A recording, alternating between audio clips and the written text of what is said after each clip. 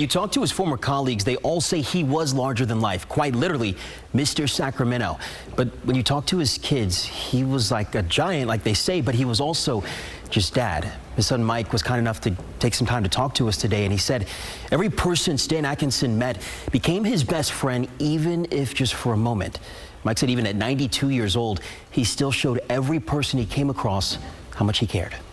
He was, in the hospital many times over the last few years, but he lived at Mercy McMahon Terrace, which was just an amazing place for him.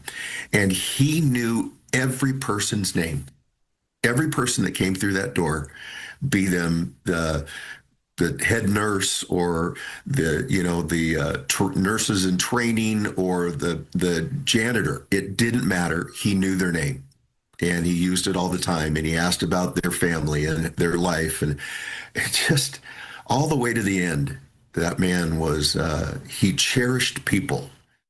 He cherished people. When you talk to his former colleagues here at KCRA, who all say he was the kind of guy you could trust both as a friend, but especially as a journalist. He traveled across the world, went into war zones, but he also always came right back here to Northern California to share the stories of this community.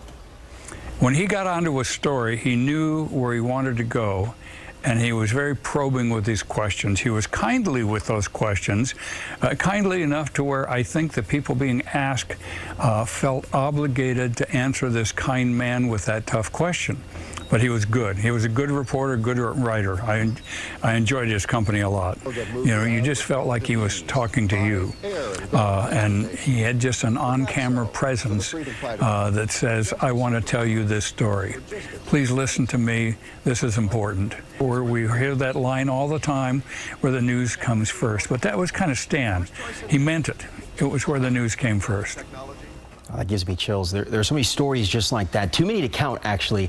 That's for the kind of journalist and friend that Stan was to so many people. Someone said before Sacramento had basketball stars and the Kings, the city had Stan Atkinson.